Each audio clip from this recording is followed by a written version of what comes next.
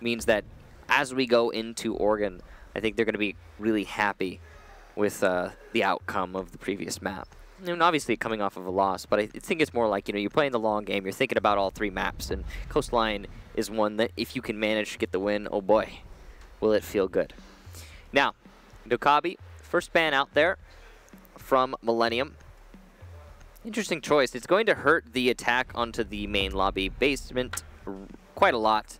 Evil Geniuses yet again banning Blitz, like you said, to counter Falco. That makes tons of sense considering how well Falco played on Blitz yesterday. And it's an operator that can also be very frustrating to deal with, especially if you're really good at it. Now, if you build an entire composition around it, which we've seen Millenium do, you enable a lot of power in an already powerful operator.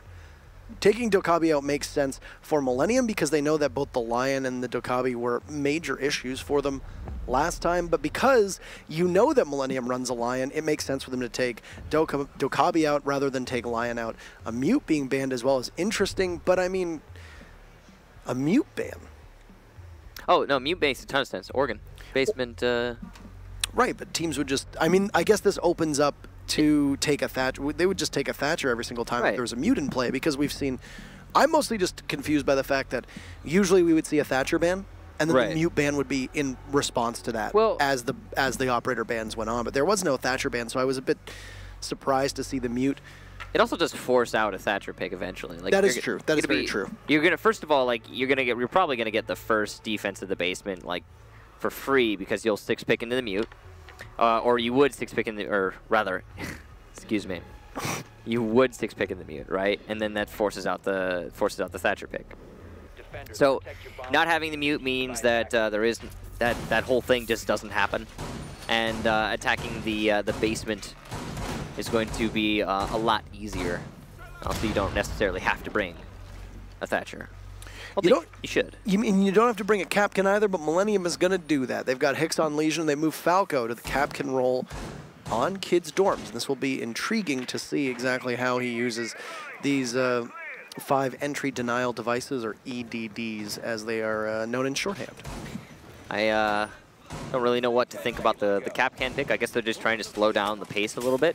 It does do that, You're going to get 1 or 2 detonations, and then Evil Genius is going to be like, hey, they have Capcan, check your doorways. And then as soon as EG starts checking their doorways, it will slow down the attack a little bit. Let's also bring in this shotgun. The Stask is a really good shotgun. It's undervalued because it's on 2 operators that are bad, but it's a good shotgun. Commonly referred to as the sausage. Sausage gun, yeah. The SASG. Especially with the suppressor on there. Yes. Thump, thump. It'll be...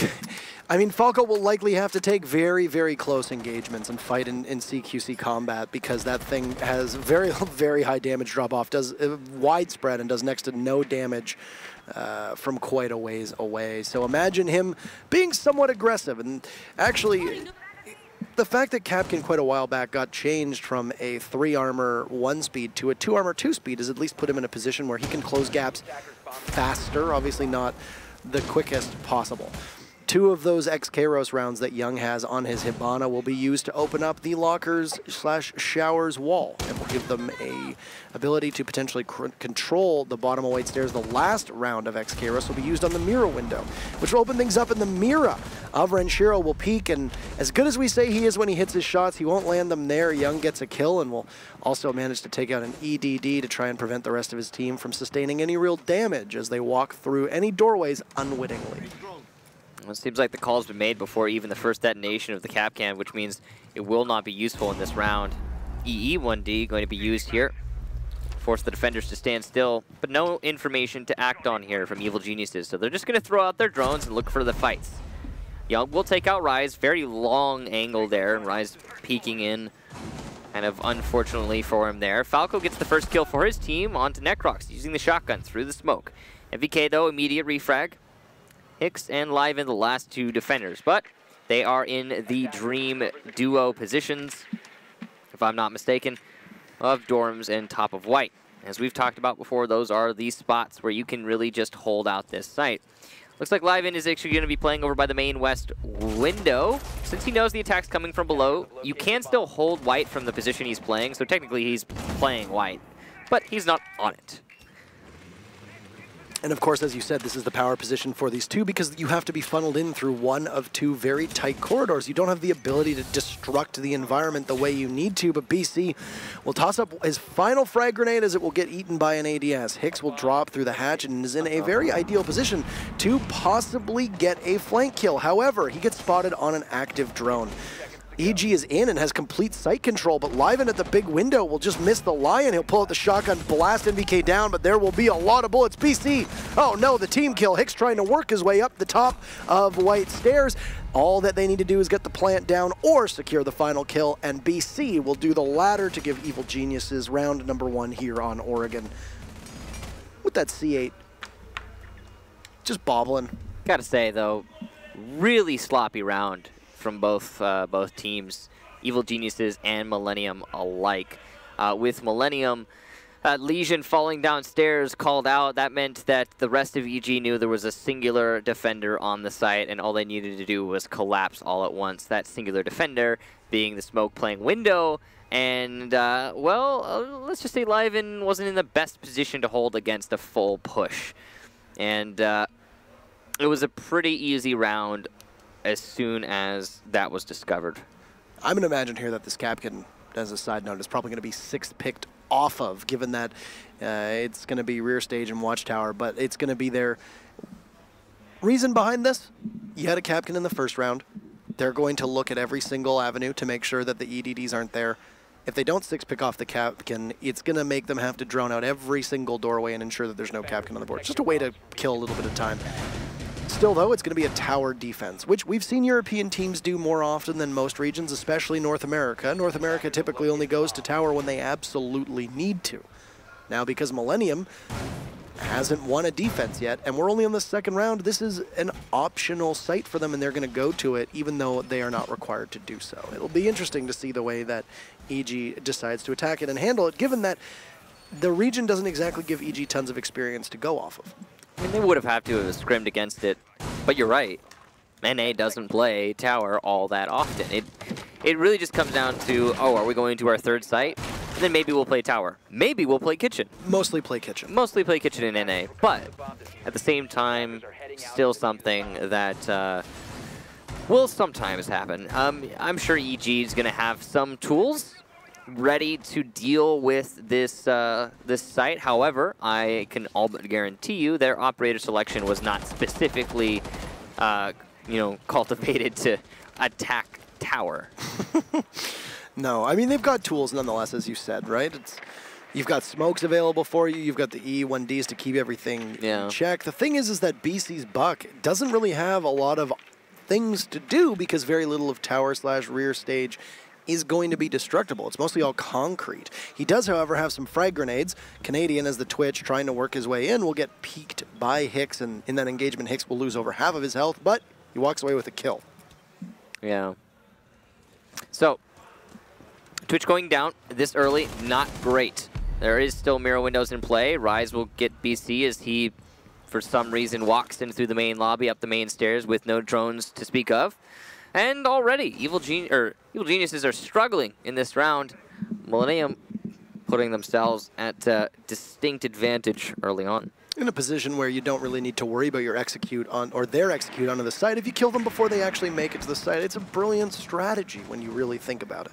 Right. One burst of the XK will be used of the 3 just to open up a small window in through the pantry wall towards Meeting Hall. You got Renshiro playing up top as the bandit, could potentially go for a late push through Meeting if he needs to, as he's up in attic. We're just watching that one hatch. Can drop at any real point. Because of the way that Millenium is playing, you can tell how uncertain and how specific Evil Geniuses wants to be on its information gathering. Not less than usual, but they're spending a lot of time to drone everything out and make sure that they're not going to be surprised, because they've basically been ambushed twice now for both of the Millenium's kills. Slow push here from EG. EE1D to force the player in Harry Potter to stand still. Very dangerous spot for Hicks to be playing, but he's making it work. just needs to stall out a little bit longer. He's even got a C4 to boot. And these barricades are making it so Harry Potter becomes a bit of a bunker position. You can see that MVK is just going to continue looking for this very same fight. He doesn't have a drone really to pressure, and nor do his teammates. Young will take out Rise. I believe that's at the top of the tower. And Hicks hits the long shot onto NVK. Live in with a shotgun on Necrox, and Renshiro will get the final kill. Evil Geniuses shut down as expected following those 2 early kills. And I think your hypothesis at the beginning of the round was definitely correct, which is EG just doesn't know how to handle a tower defense. No, it definitely didn't look like they knew. I mean, I'm sure EG does, but knowing how to do it and actually executing it are different things, right? True, true. Because I know Evil Geniuses, if they rewatch the broadcast, will probably say, yeah, of course we know how to attack tower. Yes. I know, yes, we know, Troy. We know you know how to attack tower. That's not what we're trying to say. In that moment, okay, man? Okay? Listen to us. Here, this is a message for you. It definitely looked like they were caught with their pants down from the way that Millenium played. Just completely took the fight to them. And that angle from Rise all the way up in tower through that armory window onto the main stairs onto BC was an incredible shot in all reality. And those, like you said, those 2 opening picks, you knew that the round was pretty much going to go this way. I think it was pretty close to saying that it was over before it even started. No, definitely. I mean, I think another thing, Evil Geniuses weren't really expecting there to be so much pressure over by the main lobby. That's the way it looked to me, because they were pushing a lot of people into the building without actually droning them in first. Right. Every single push that EG was committing to, or at least the ones that we managed to catch on camera, it seemed like they were just doing it raw dog, and that's very dangerous. You really can't be going in with just your face and face check, and no. If we can use a term from another genre of video game.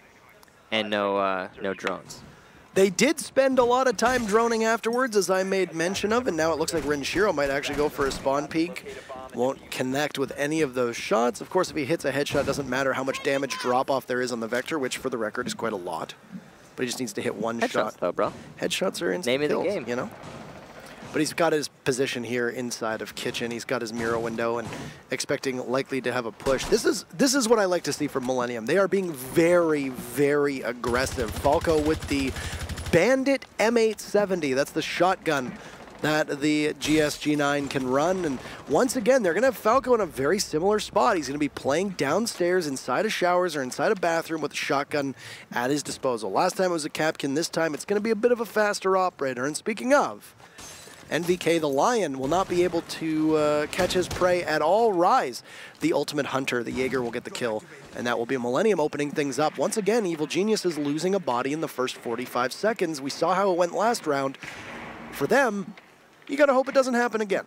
A pretty important body at that. MVK on the Lion of all operators. Here come the flashes pre-lined up from Young. Those are gonna pop right next to anybody playing inside of the mirror on Kitchen. And that will be Renshiro. He was blinded, very likely for a moment, but he's got support, so it's not going to matter much. See the Jaeger of Rise able to deny the push, and Renshiro will just throw C4 into the hallway, getting that kill. Canadian refrags onto Rise, and Young finally finishes off Renshiro, following the successful Excaros. Now, live in on low HP as well means Evil Geniuses have an advantage here. They've also got Falco somewhat trapped downstairs, but it looks like he's going to start moving his way onto the hallway. He has the shotgun out, and BC is ready to shut him down as he attempts to rotate. Canadian also gets Hicks rotating out of Attic, and this has been a fortunate series of events here for EG, and the very opposite for Millenium. Live in the last player alive has just a single bullet's worth of HP. He'll go down easy. How fitting that you would title this after a kids novel in which the scene that we are currently playing at is involving a kid's dorms. Yes. A kid's book. Very, very apropos, Michael. I don't.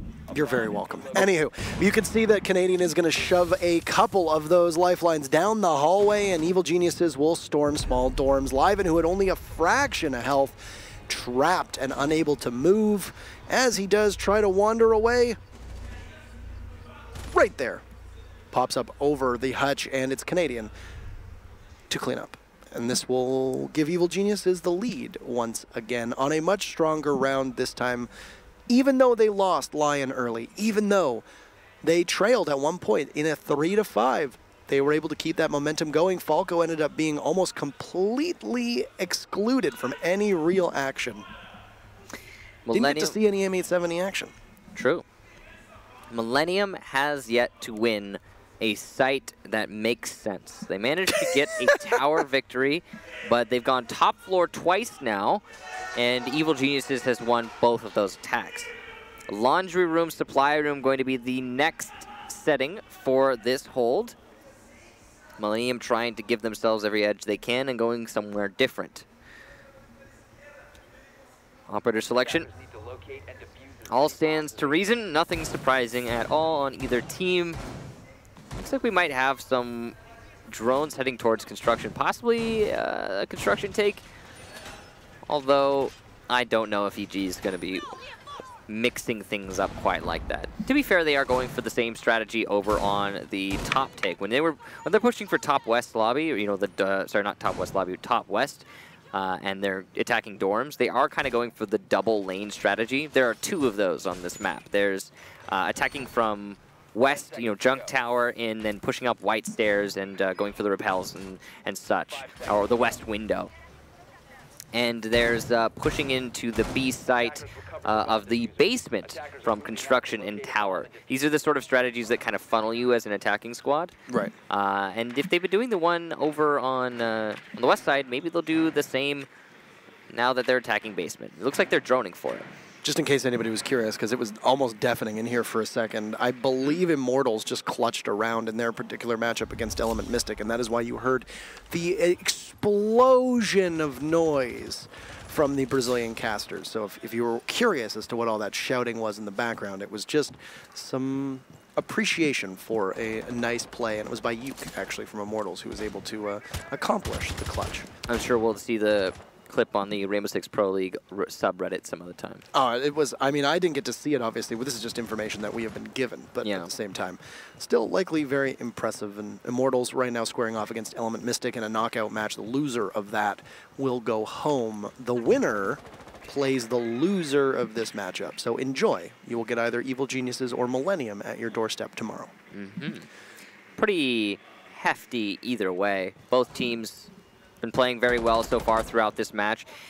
You can see Evil Geniuses are trying to take control of the top floor. Pretty standard fare here. Clear the roamers on the west side and force them back into sight. However, one has actually just managed to slip free. You might have noticed. It looks like we do have a roamer still at either the white stairs or near junk tower in that area. No, yeah, in junk tower it looks like. And that's a pretty dangerous position to be playing. Hicks, you could see there, the Legion. He's actually going to rotate out of it, back into lockers, but he is an X factor no matter how you look at it. He is going to be able to, at any moment, flank Evil Geniuses since they cleared this and they determined it was finished, and then they've moved on with their lives. Rise also upstairs playing with a drop hatch available for him. You saw that Hicks was playing by those white stairs. We'll also get Rise rotating down too. So they're going to be up together. Who's watching flank here? And Falco, they're going to get 3 bodies onto NVK at the moment. He will use a Lion, but could potentially be taken out by Falco on the stairs, and that's exactly what happened. And NVK all on his own, entering solo. That is a lot of utility to possibly waste. He will be joined by Necrox as Renshiro will get a kill, and that is the Mira able to take out the Glaz. So those are 2 very important operators that Evil Geniuses has lost. BC, who we cannot tell you how good he is with these grenades. You can see it for yourself. He'll send one in and he'll take out Rise. And then Canadian with the lifelines going off to try and keep people from doing too much. The smoke under fire, Canadian just trying to get a couple shots in, but missing what he needs to hit. He gets traded off by a C4. Young gets Hicks, and we're actually at a 2v2. BC gets the plant down successfully before trying to go for a reload. Falco, last man standing. Will BC be picked back up? This is a good position for Young to be, but Renshiro does have that mirror there. He could conceivably see the feet of the Havana, but looks the wrong way. The Type 89 cannot land enough damage. Renshiro's planting. Young needs to get in. Renshiro will fall off, and he's only got 1 shot left, but what a peek from Renshiro. Young goes for the flash instead, and what should have been an easy round for EG. Renshiro, on a fraction of health, comes through in the clutch for Millenium, and they will tie things up. Ah! May have noticed I screamed Young's name and Renshiro's name. I did not hear you yell. Sitting the reason being next to me is that was entirely Young's round to lose. No. I mean, he did lose it. You're right. No, I mean, okay, so what do I mean by that? I mean, he had it in his hand, and unfortunately it slipped away. It's happened to the best of us. It's happened to Young now for the first time in my recollection. Unfortunate, but also a stellar clutch from Renshiro, perfectly timed. It could not have been better from Renshiro. And Young was up against a very fierce opponent. I am troubled by that. I am troubled. I am very troubled. Don't be troubled, Parker. Great job, Renshiro, first and foremost, because obviously that's a huge moment. Can't take that away from him. Nope. But Young, just pull up the bearing 9 and wait to listen to the sound. It happens, man. It happens. It really does. He got a little bit ahead of himself. I gotta say, I know we've all done it before, and I don't remember the last time I saw Young make a mistake like that. So, yeah, and I mean that like very, very sincerely, and I've got a lot of experience with the guy, but I don't think that's a very uncommon mistake for him. 5 seconds to go. But it happens though. I need to pay a shout out to whoever is currently running ESL Rainbow Six Twitter account. Oh yeah. Have you seen the memes that are coming out? Did you see the finger finger pen spinning? I don't really pay attention to Twitter. You don't twat? You Well, don't tweet? I just don't do it. Quote? I don't use it very much. You don't twoter? I use it, but carry on with your story. It's just they be good memes. Oh, they're good. They're good memes, man. If you go and you go to twitter.com/ESL Rainbow Six, you see some spicy memes. It's the spice of our life, the flavor of the week.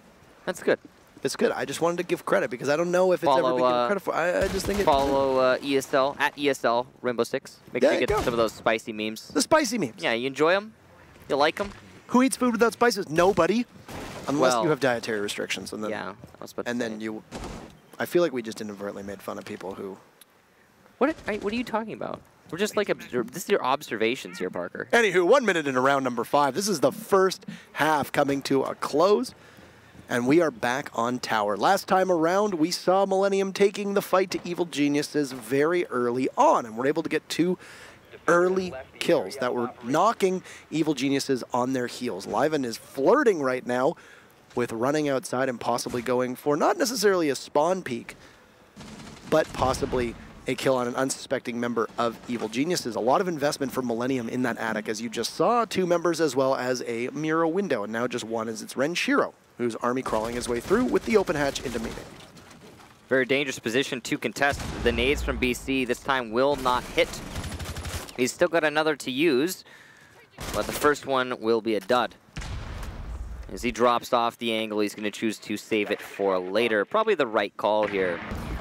I like the position that Hicks is playing. He's playing Valkyrie as an operator, which means he can influence the rest of the map from that hold, but he's also denying the flank from below. And he did it very well in the previous tower defense for Millenium.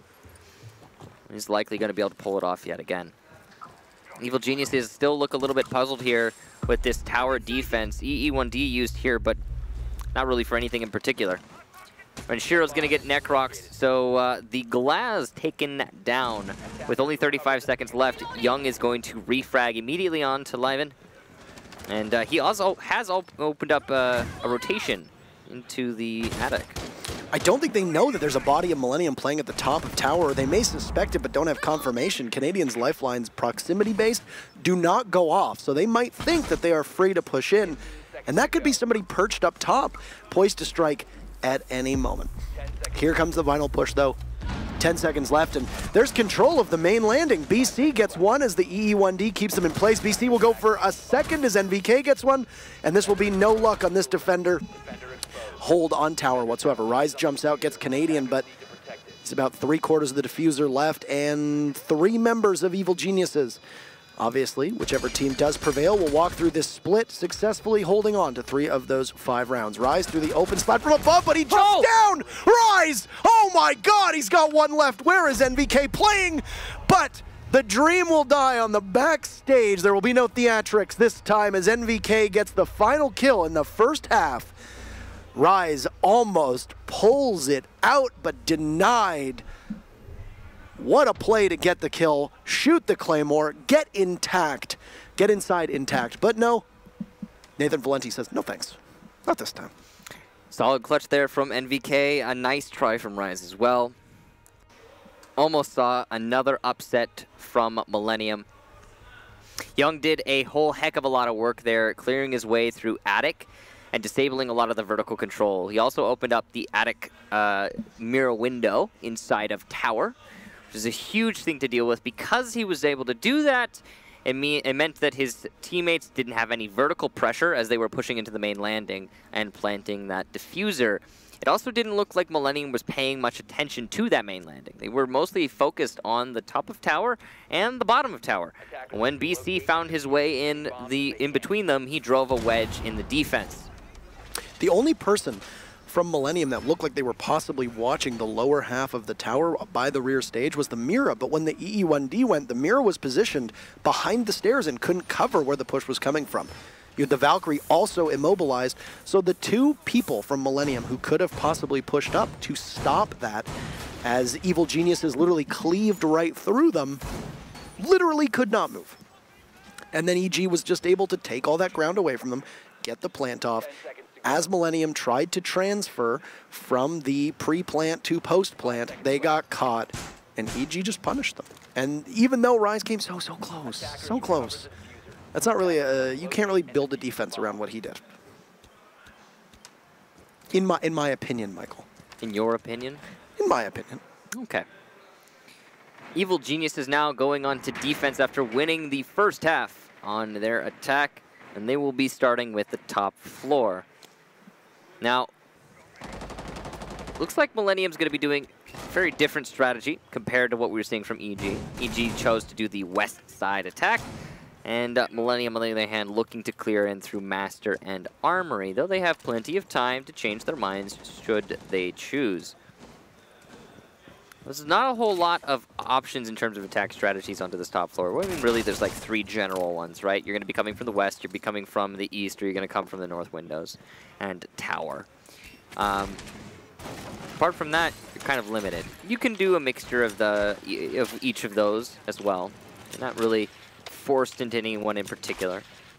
And you could see that Millenium's just going to be mostly committed to the Master, Armory, and potentially trying to shove maybe Falco underneath and play some vertical game.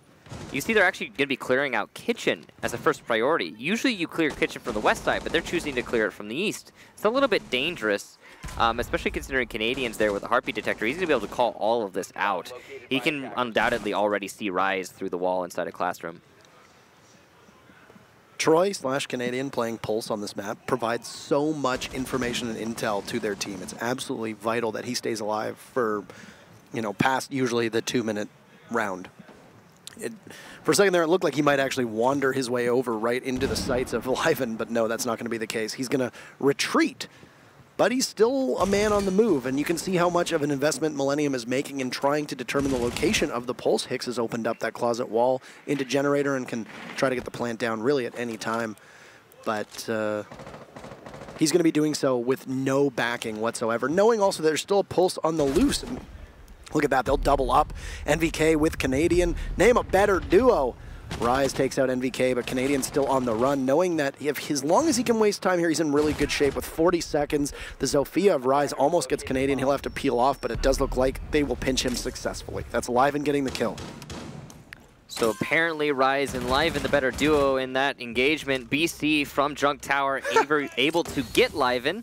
23 seconds left, though, and Millenium are the ones at the disadvantage here. Again, the 2 main positions are still in play here for EG. Top of White and Dorms. C4 from Young, really poorly placed. Falco coming up the white stairs will be able to shut him down as well. And now just Necrox and BC. Necrox going to get Falco. They need to stop the defuse plant, though, going down inside of Generator, and they'll be unsuccessful in that endeavor. Millenium able to get it, but they do have very little HP on both of their players. And see, they're not going to be peeking any angles because they don't have the HP to do that. Rise will eat even more damage from the gas canister. BC inching in for a potential defuse disable in the hallway. Rise will win that fight. Oh no! And BC hits the second shot. So it's all up to Hicks in the 1 versus 1, but with so little HP, he's going to get shot in the foot and down. BC with the 1 versus 2 clutch, and he will disable the diffuser, putting Evil Geniuses up 4-2. Oh my goodness. 2 rounds back-to-back that just are heart stoppers for both of these teams, and I think Millenium realizing that momentum could potentially slip away at this current moment as they trail 2-4, they're going to take a tactical pause. A right time to do so. That was so close to being Millenium's, and this is a totally different ball game if that goes in their favor. The real killer was the fact that the 2 members of Millenium were both so low on HP. Yeah. They only were 1 shot. It doesn't really matter where you shoot them. They're dead no matter what. And you can tell. Try not to read too much into it. It's not happy faces at that bench right now.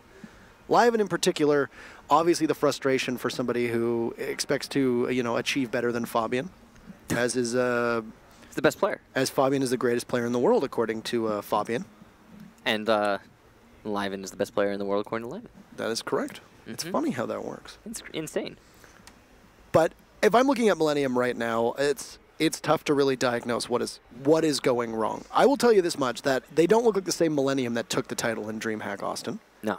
They don't look as aggressive. A lot of times they seem to be struggling in the mid-round to the later rounds and closing things out. I don't know if it's the calling that might not be there. I don't know if it's just simply that, they might be trying to enact a strategy that only 4 of the 5 of them fully understand. And that has nothing to do with Falco as a person, just simply that he is that new addition to the team, and getting up to speed can take longer than, the couple days / weeks before the Paris Major actually started. You have to break in your players. Break a couple legs, maybe some fingers, and get them used to the team. I mean, I don't think advocating for physically harming your players, Michael, is... Break a leg, bro. You said break some fingers. I didn't say that. I'm no fingerologist, but if you're breaking people's fingers, Parker, I did Michael... not say that. I don't know what you're talking about. I didn't say anything along those lines. Sure you didn't. I do not advocate physical violence. Sure you didn't. Evil Geniuses now going to the defense of the basement, saying that it is in fact a good site, and choosing to defend it. They've successfully won Dorm, so if they win on Laundry Room Supply Room here, it will put them on match point. However, it will give them the task of having to defend either Kitchen or Tower for 1 round in particular. Obviously, if they lose, Millenium closes the gap a little bit more before tying it up at 4-4, if they make it to that point. It's going to be probably a pretty routine meeting hall strategy. They're going to open up the 1 meeting hall hatch. There it is. They'll probably put NVK somewhere back on the rear stage, because when Vigil's cloaking gadget goes off either in attic or over by the rear stage / back tower, I think it's important to note that there is a height limit to Vigil's gadget too. So if he is situated on an area where there could potentially be another level above him, you have to go and invest time to find him physically, because you can't narrow it down with the drone every single time. That's a good position for Vigil to play in, and that's why we often see him playing over in the back of tower, because, yeah, it takes a while for you to figure out where he is. All the rest will be used and designed to try and keep people from breaking into meeting hall, wear them down, grind them down, deplete their gadgetry before they can actually get towards attacking the site. So Millenium seems to want to go for a main lobby take. They've got the Capitao for it, which is one of the most essential operators on this push, especially if you don't have a Dokabi, who was banned by Millenium earlier. They've also banned out Mute at the beginning of the match, which means that, yeah, their clear focus when attacking the basement is going to be main lobby, which is likely going to lead Evil Geniuses to stack up heavy on this main lobby, which is pretty typical, of course, because it's a standard attack strategy, but there's a difference between typical and broadcasting your intention. And Millenium has clearly broadcasted at the very beginning of the match with those bans that, yeah, they want to attack main lobby. Now, they're going to be using the flashbangs just to clear out any potential ADSs. There are none for Evil Geniuses, but of course Millenium can't know that because the 6th pick exists. This might actually be set up to be a very brisk push. If they use this correctly, they could send, I mean, as you said, there's no ADSs. They could send a frag grenade in. They could possibly launch in the Capitao bolts and then just lie in and drop. They could completely ignore the meeting hall here, but it does look like Liven might actually try to use that asphyxiating bolt on a very tight angle to catch NVK. There is an area or a radius around that, but no. NVK will not be damaged by it. Oh, no. But they missed the firebolt. It'll actually prevent them from dropping down the hatch in case NVK tries to rotate. Everybody from Millenium is in. Is it going to be rebuffed? Canadian will lead things off by taking out Falco as he tries to work his way around the floor. The diffuser will go down successfully, so EG is in a much tougher predicament than they were just a moment or so ago. Liven takes out NVK and Young down to Renshiro 2. Canadian with 2 now as Renshiro falls. And Liven will get shredded as he tries to work his way towards the hatch. That's Necrox. He knows he's got another playing inside of Garage. Hicks trying to hold the tight angle with Rise still up. There will be a reset as BC gets picked up from Canadian. Time is running out. They will have to start to defuse at some point. Canadian pulls out the diffuser knowing that somebody from Millenium will have to push in, but nobody right now knows it. They have taken 7 seconds to get that diffuser, and Canadian will do it as 2 members of EG waste time. Good teamwork. Canadian with the diffuse, nobody to read it, and that is match point for Evil Geniuses. That is demoralizing to the extreme right there. Necrox pretty much single-handedly distracting 2 opponents, one in Garage, one in the kitchen hallway, while his teammate Canadian just hits the disable. It's such a simple play, but when it works against you, it's hard to recover from that mentally. Tactical pause for Evil Geniuses. They want to shore things up and really finish things off as they are now on match point, series point. And that would be putting them through to the quarterfinals as well. So far, the only 2 teams that have made it through to the quarterfinals, Vitality and G2, are European teams. Of course, Millenium wanted to join them, but the North Americans are within a striking position. How remarkable would that be if Team Secret had a won yesterday and they would have gone up against FaZe today? You actually could have seen the 4 teams potentially all been European to secure their spots, but no. Aren't 6 of the teams here European as well? Yep. 6 of the 8 European Pro League teams are currently at this event. Wow, it's a pretty extreme. I mean, it's a European event. Makes sense. I mean, it also shows the dominance of what has historically been the strongest region in all of Pro League, with the exception of Season 3 and the first Invitational. Every single international event has been won by a European team, except for Liquid, which was won in Season 7. So you look at Season 3, Invitational, every single event, including the 2 DreamHacks, and then, of course, Season 7, the sole Latin America title, too. APAC still searching, obviously, for a title there. They will have another chance with Fnatic, as Fnatic had defeated Mocket. Norarengo will have a chance as well as they go up against Obey tomorrow in what will be 2 rematches for APAC, and then Element Mystic in a heated contest with Immortals right now. Yeah. And Evil Genius just needs to win 1 of the next 3 rounds, and they're done with this matchup. They will be going to Tower. Look at that. Tower coming from EG. We saw 1 successful Tower hold from Millenium and 1 failure from them. And EG are going to emulate just a little bit here.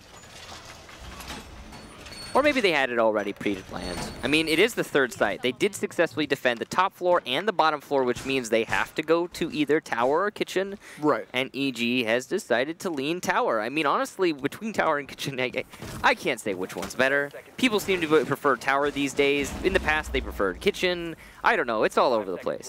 Here's what I suspect we're going to see from EG. I thought that NVK was going to be playing up on the Tower side of things, but I was absolutely incorrect. He played more in the front of Meeting Hall last round. I suspected that he would probably play up top in the upper areas of Tower with an ADS or 2. I'm not entirely certain. For Millenium, who would have thought that Coastline would have been their best performance? They have not looked anywhere near as sharp on Oregon as we could have expected, making me eat my words yesterday when I said that EG happens to be a team whose Oregon is not quite strong enough. Well, I mean, it's pretty strong right now. I think what this has really shown, though, is that Millenium still has a lot of things to work on, and that this isn't exactly the same commanding performance we've seen of them in previous seasons and in Pro League, as well as the DreamHacks. Also, teams' favorite and least favorite maps change rapidly in this game. You can't always just dislike Oregon, and you can't always like Oregon. Things are going to shift, and that's exactly what might be happening with EG, especially considering, again, we have to come back to the role swaps. I mean, we all know that's a broadcasted change that they went through, and that could very well make them better at certain maps and worse at others.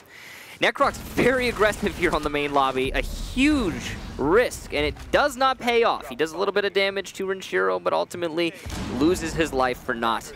And NVK trying his best to recover a little bit of the efficiency there, but he cannot make it happen. It's a quick pace from Millenium, though. You saw they were able to get their way into the main lobby. They're now using an exothermic charge. It sounds like they blew up the wall into Attic, if that's the case, possibly opening it up.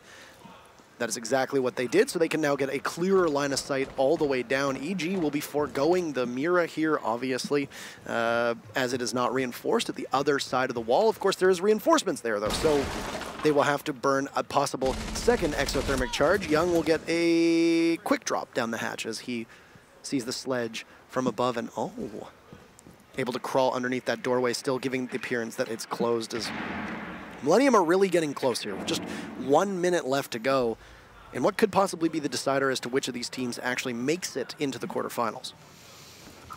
Now Millenium have Attic control, and they're going to start their push. They have a soft wall they can open up whenever they need to, and a sledge to use on that soft wall, but NVK has gotten the Zofia, which means the projectile soft destruction has been dealt with. You can see Evil Genius's even man count now after that kill. And with only 35 seconds left, all they need to do is wait in this situation. It's a very good line of sight to cut off rotation from downstairs up in Attic, but I don't know if it's really going to matter much. There's only one defender downstairs, that's NVK. ED1D coming up, following the thermite charge. What a shot from Young. ED1D will not be utilized at all. And another amazing shot from Young. The diffuser has been downed. NVK also gets Hicks, leaving Falco, the final attacker, the newest member on the roster. He goes for an explosive entrance, but it does not see success. BC locks it out, and Evil Geniuses win the series. They'll get the day off. Tomorrow, Millenium will go up against the winner of Immortals versus Element Mystic in what could be a rematch if the Brazilians manage to pull through. A strong start for Millenium on Coastline, counter-punching on multiple occasions against EG, looking like it was going to set us up for a potential third match, but something went sideways for Millenium here on Oregon. I'm not entirely certain what, and it's something that they will have to get into and do a post-mortem on their own strats, but they still have another day. They have tomorrow to recover and go in, and I mean, if they match up against Immortals again, well, they already won that to begin with. But EG, they get the day off. They will join both G2 as well as Vitality in the quarterfinals as they lock their position in. You know, honestly, I'm looking at this match and I'm thinking to myself, somewhere in the middle of Coastline, Millenium just fell asleep.